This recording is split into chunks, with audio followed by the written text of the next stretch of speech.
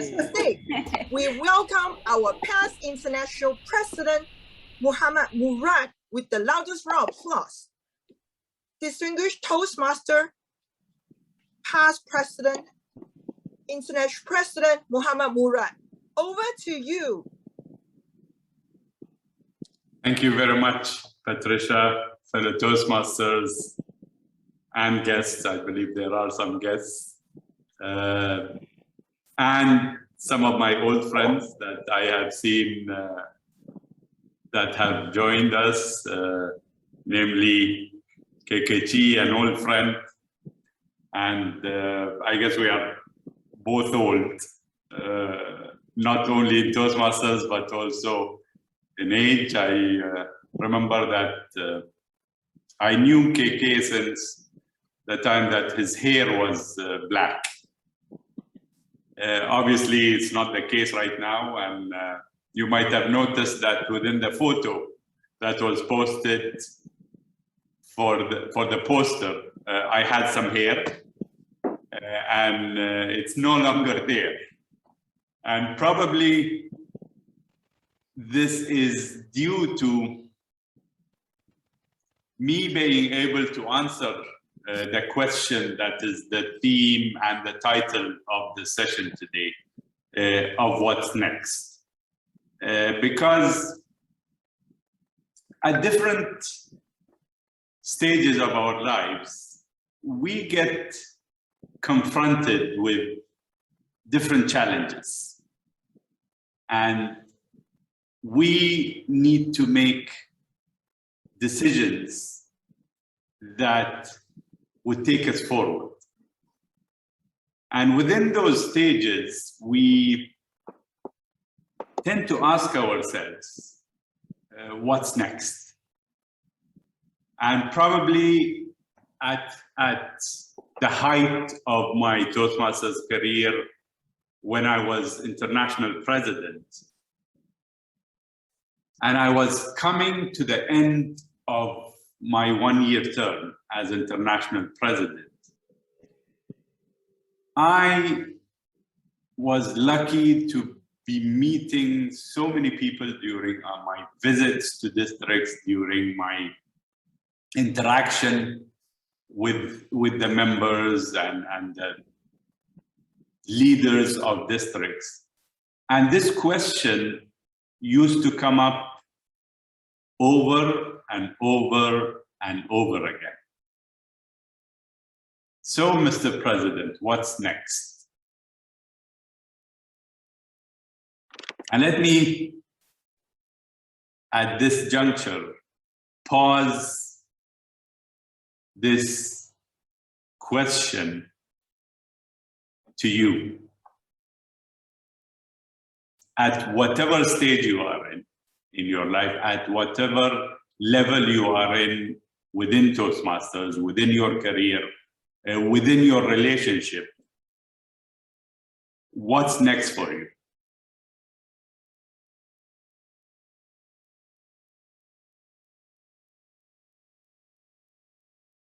You will notice that whenever this question is posed for anyone, there is a lot of thinking, a lot of thoughts, a lot of ideas come into your mind.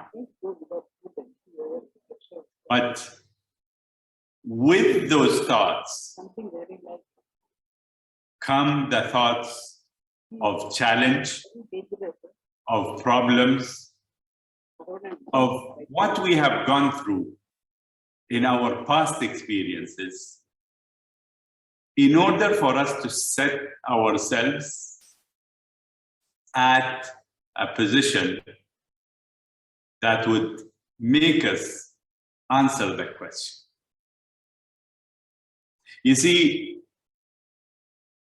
this question comes up in our major leaps and major steps that we take in our lives, whether it's career decisions, whether it's Toastmaster decisions, to take up certain roles, and we are asked over and over again whether we like it or not, in taking up roles. And there are some people who say that we are voluntold, not volunteer, voluntold to take up certain roles in Toastmaster, and so is life, I guess. So for us to answer this question of what's next, and by the way, the last article that I wrote for our Toastmasters magazine was titled, What's Next? And probably I will touch upon what the conclusion of this article was at the end of the talk, so that you have at least my perspective. I think, let me turn off the background because I think it's a bit disturbing. There are a couple of disturbing images come up from the background. So let me just turn it off. Yeah, that's better. So what is next is an important aspect of our lives. You see, if we do not ask ourselves, if we do not challenge ourselves into asking ourselves what's next, that means we are comfortable at what we are doing. We don't want to change. And my belief is that if we do not change over and over and over again in our lives, we have decided to die. So change is of paramount importance for us to become value-adding individuals. And for change to happen, we need to answer this question. What's next? But for us to answer this question, there's always a situational analysis that we need to do. Whenever district officers, club officers take up their roles, within our preparation for the year that we are taking part in a leadership role in our clubs, areas, divisions, districts, or even international, there is a situational analysis that we do. So we see where we stand and how we can get to our goals through certain steps. So for us to answer the question of what's next, we need to answer another crucial question. And that question is, who are you?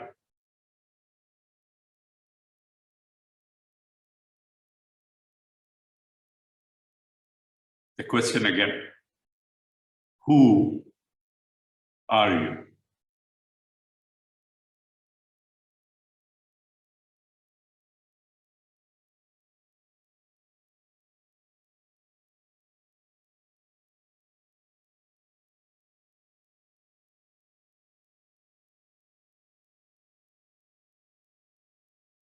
And no, the pause is not because I forgot.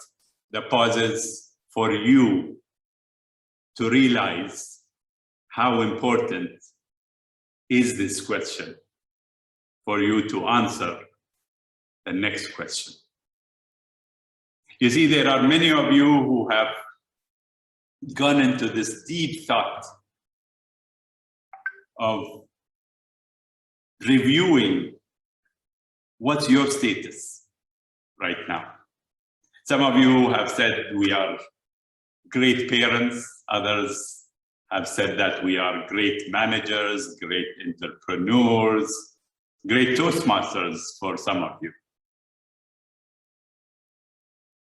And there is no right or wrong answer, by the way, because whatever comes into your mind, that's what's important for you. That's where you see yourselves in right now. And there are some of you who are not even near answering this question. Because there's a lot of thought that goes into it. And probably by the end of this session, this question is going to linger on into your minds. And it will make you think of not only where you are, but also to think of what is next. So, who are you?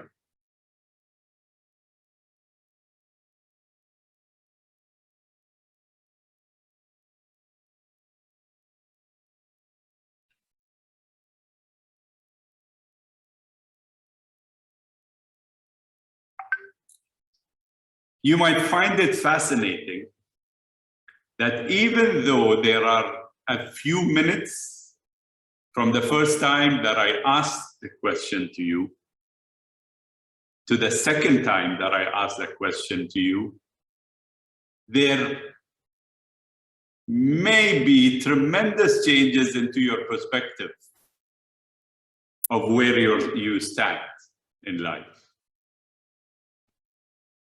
And there are so many other perspectives and frontiers that have opened up to you into leading to you making decisions of where you want to go, or what do you want to do in life. You see, it's the power of understanding where we are right now. And when I say where we are, we talk about not only personality, but also characteristics, and also skills, and also relationships, and also reputation, capabilities, passion, practice, resilience. You see, what we are made of is not only our behavior. What we are made of is both internal and external. So basically our relationships, our dynamics within life, our status, our personality that we have created all play a big role into understanding where we stand. And if we do not have the basis, it's not possible to build on. Therefore, we need to understand how we want to form ourselves, how we want to create ourselves in a way that would add value. See, what's next is only about how we can add value to our communities and to ourselves.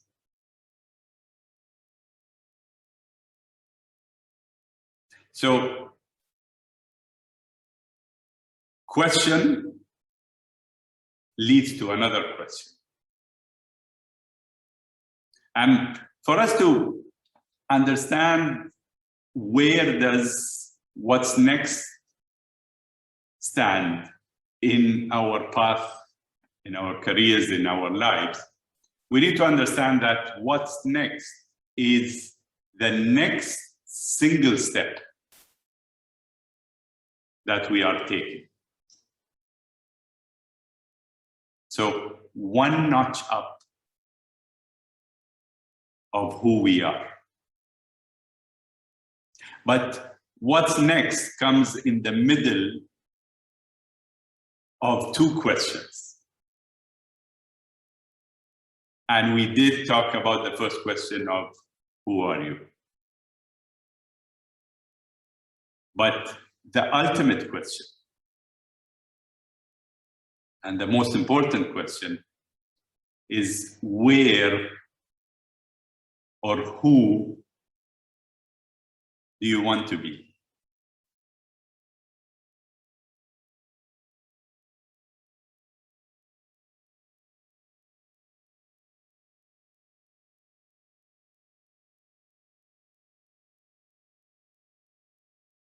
The question again,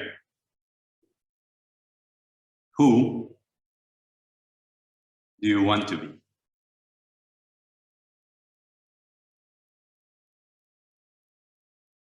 And this is the ultimate question, where you need to answer of how people want to remember you, and whether you are going to be satisfied at the end of your life. And by the way, we are going to die. The only way out of this life is going out of it. So we have a finite time that we need to think of and think about very carefully, because it will end sooner than we think it will end. And probably at my age, at KK's age, we think of these questions much more than we were younger in our lives, just like some of you. So there is this gap between who we are right now and who we want to be. And the important aspect of this is that we need to ask what's next over and over and over again in order for us to fill this gap without any void. So it's a continuous cycle of question after question after question of what's next in order for us to answer the ultimate question.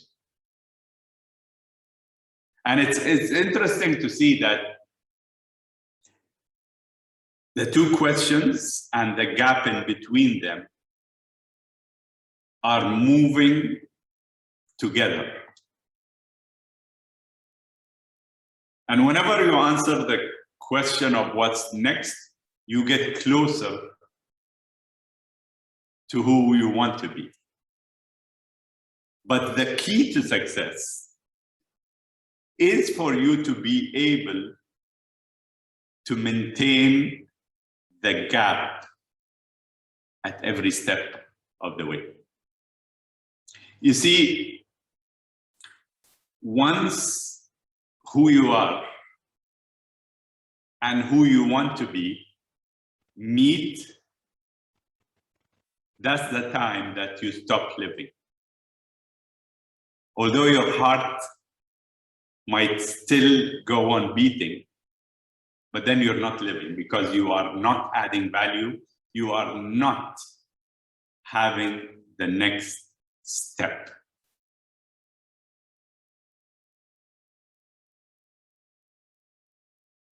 The question again,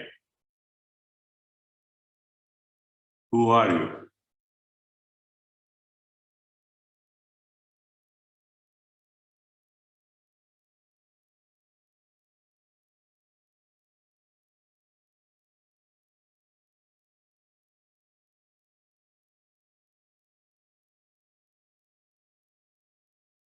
How many times have you stopped? Whatever you're doing, the hustle bustle of life, your work, your family, your Toastmasters life, to reflect on what are you about. And what change do you want to bring about in your life and others?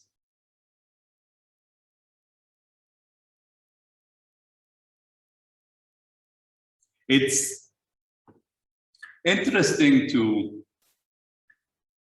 note that whoever has become successful, they have had three aspects in perspective, and they have worked on it over and over and over again for them to add value to their lives and others. And I call them the 3 Ps. And the first P is passion. What is your passion? What are you so ingrained in that would make you different than others? You see, to answer the question of what's next, you cannot even start until you have an anchor. And that anchor is your passion. What are you passionate about?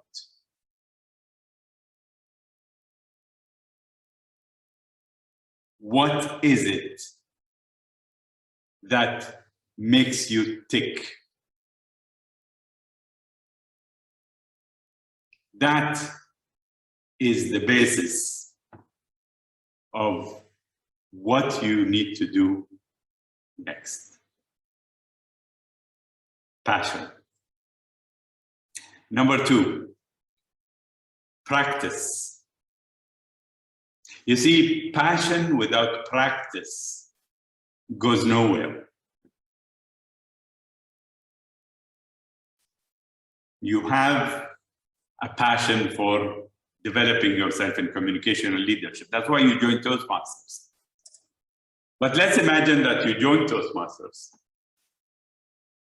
and you did no project speeches. You didn't enroll in pathways. You didn't participate in contests. Where is your passion going to go? Nowhere. So practice is an important aspect for you to continue analyzing your status quo, what you are going through in order for you to become better.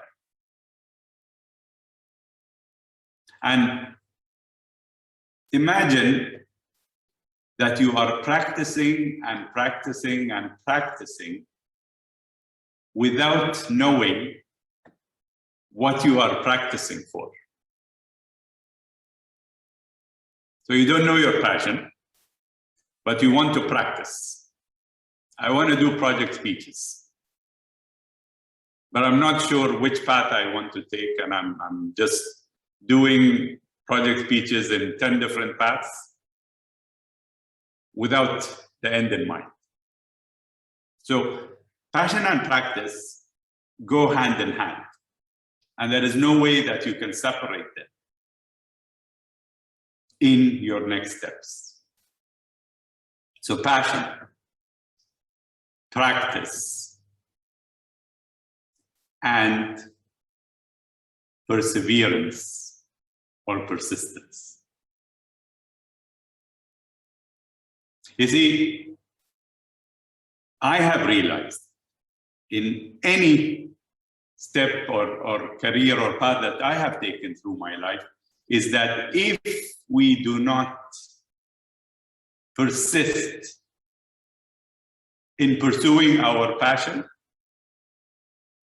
we are not going to become successful in our lives. So you can practice, but what happens in practice is that there's an element of routine that comes in. Sometimes you get demotivated. Sometimes you say, I've done enough and I cannot do more. I cannot continue. Therefore, the passion starts to die down. But you need to understand that persistence makes it a durable and resilient path for you to get to your goal. So when you are practicing, do not give up. Persevere. Persist, because at the end of the road, things are going to be much clearer for you. Passion, practice, and perseverance. Who are you?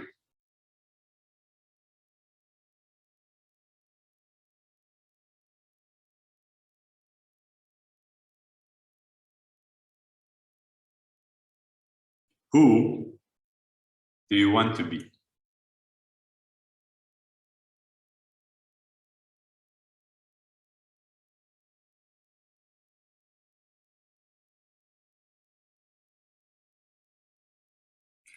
You see, the beauty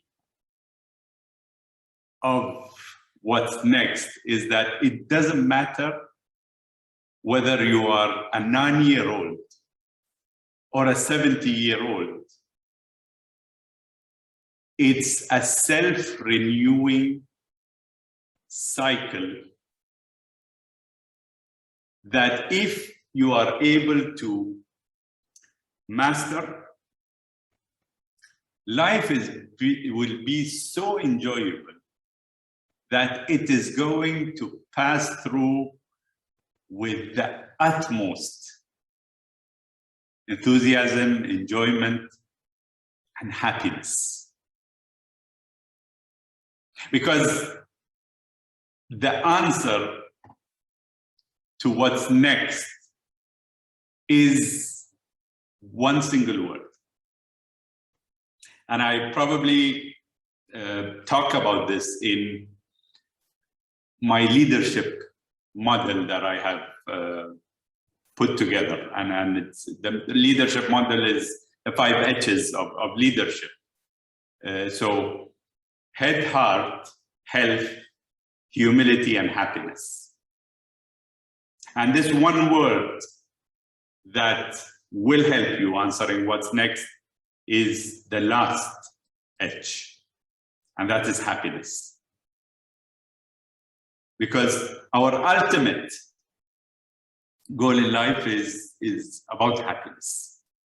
And what you need to do next will answer this single question of that, is what I will be doing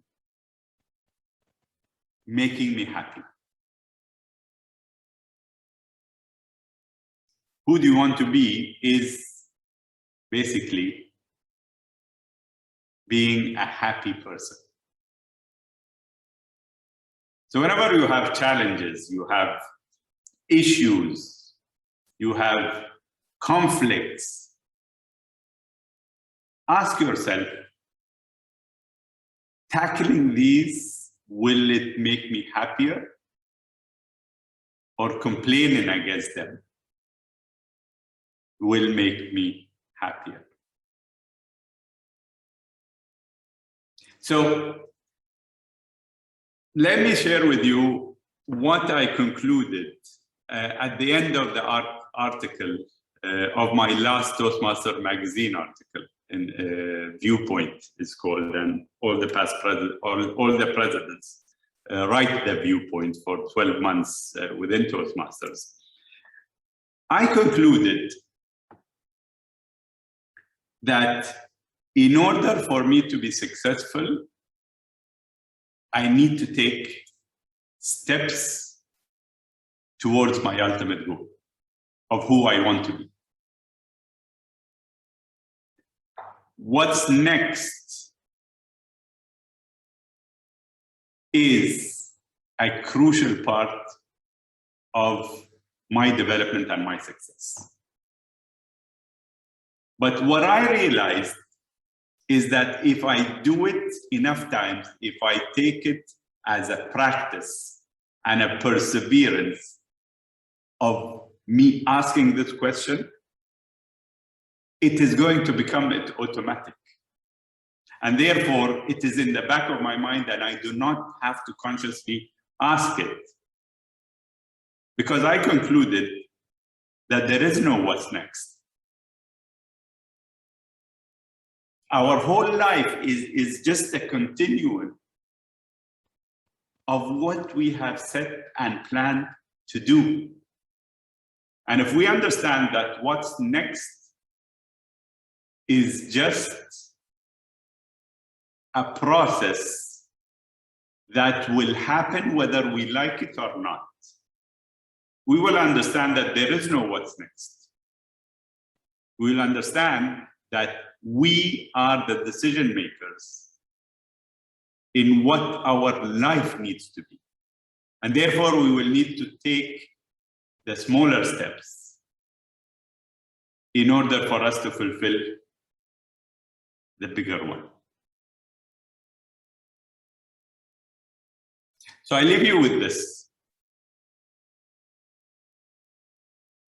Who are you?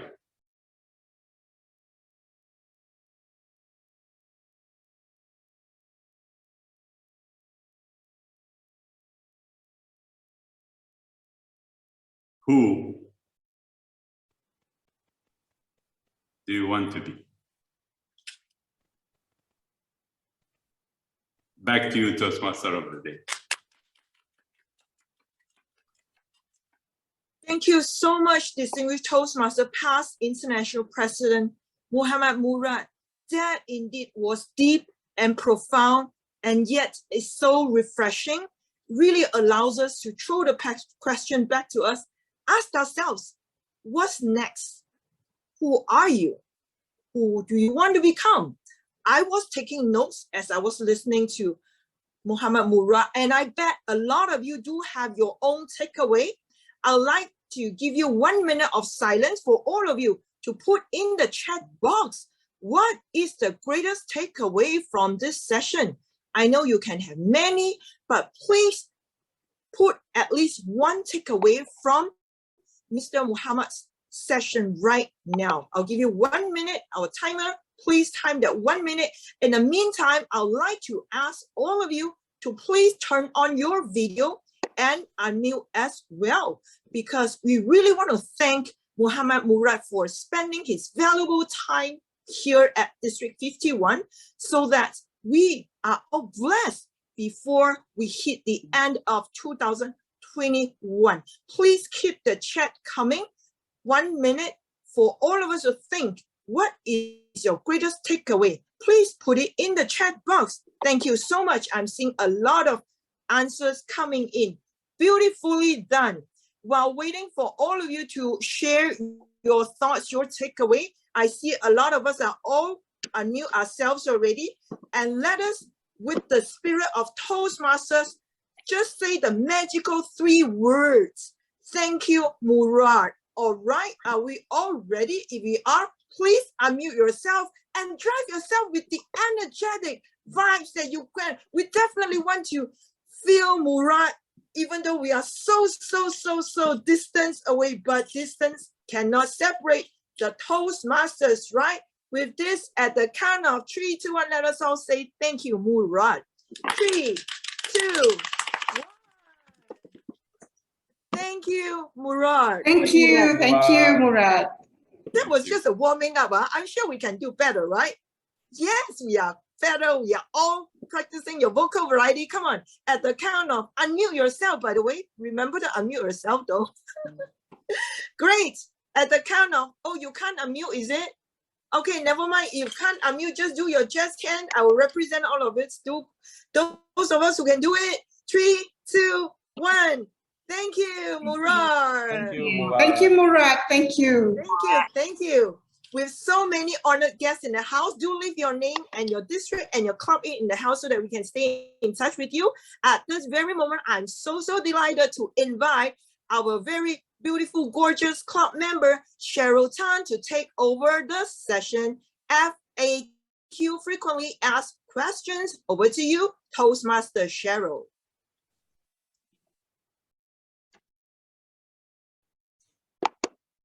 Cheryl, are you able to unmute? Yes, looks like today is pretty challenging. So yes, okay. Hello, can you hear me? All right. Yes, great. yes. Thank you for unmuting me, SAA. Distinguished Toastmaster Murad, my takeaway from your speech was there's something interesting when you mentioned that the gap between who you are and who you want to be needs to be maintained. I thought that the aim was to actually reduce that gap, but you see to maintain it, because if they overlap, we are no longer learning. So that was a big aha moment for me. Thank you for that. Now, for the next 10 minutes or so, I'm going to ask you 3 FAQ. These have been collated prior to this session. So the first question for you is, you spoke about the 3 Ps, passion, practice, and perseverance, and also the decisions, the voluntold in taking up your career and also Toastmaster role. So we would like to know, how did you, Murad, get the clarity to pursue your dreams, especially in this VUCA world? Yeah, thank you for the question. And I believe that clarity doesn't come if we are pursuing it, just because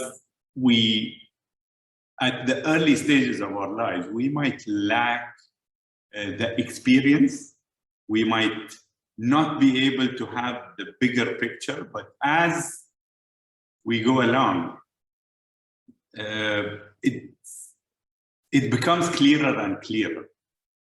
And I think one of the most important things that I felt helped me is looking at others' experience and looking at how people tackle challenges and how they saw life. I have a few undercover mentors, as I call them, because it's different than if you have an assigned mentor. And in Toastmasters, we have them. And it's different if you choose to have undercover mentors.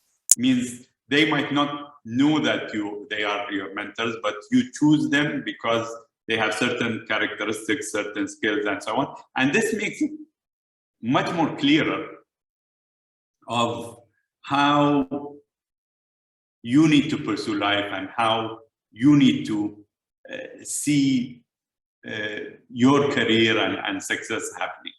So I think it's being conscious. The first thing is being conscious of how your life is evolving. And by the way, whenever I chose to take up leadership roles in Toastmasters specifically, I never thought of it on the long term. So whenever I was a member of the club, I never thought I'm going to become international president, let alone even the club president, because I took it one step at a time. But it was very clear for me that I need to make a difference and I need to become better myself and make life better for other people. And with that thought, probably it's going to be easier when opportunities come your way.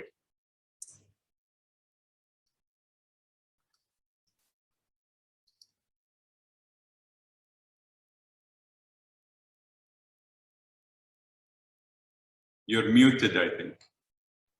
Yes, sorry. I think it's a system flaw. Okay.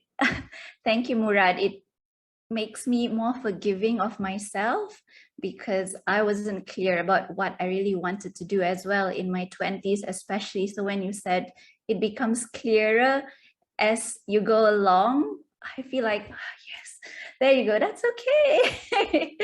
Okay. Second question, Murad. Now we move to leadership. So how do you see new technologies affecting leaders and leadership styles? Perhaps you could also share about your leadership style and how it may have changed by new technologies. Well, technology is here to stay, and technology is a driver for anything that we do at this time and age. Let me tell you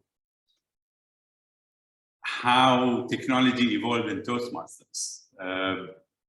My friend Po Kim Seong is online, and I thank him for being here. We have served on the board of directors some years ago, and that time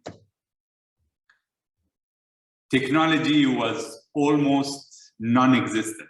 And for those who are in Toastmasters long enough, I remember the days that we received our district reports in a dot matrix printed format, which came 2 months after the time that we were supposed to get.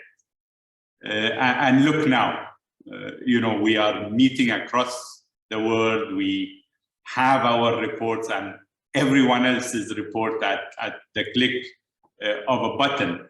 So, and probably when I was being interviewed, when I was running for second vice president by the ILC, there was a question posed to me of how do you see technology coming into effect within Toastmasters? And there were so many who were against technology. And I think it's how we look at technology. We can look at it as a driver and a facilitator, and then everything is going to be easy and there will be no resistance to technology. Or we can look at it as it's an interfering factor into what or how we used to do things. So I believe it's the perspective of how could technology help that would make it much easier to embrace it rather than saying, no, and I know that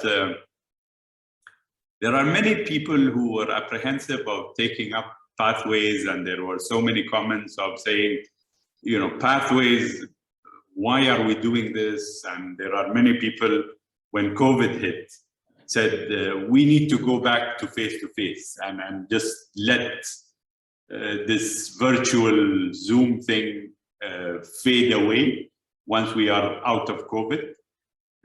I would be hesitant to accept this point of view, simply because we have learned new skills that we need to combine in our experience in order for us to make it a better place. So technology is a driver for me. So I see Murad is in the technology camp. I am with you right there about always upskilling ourselves.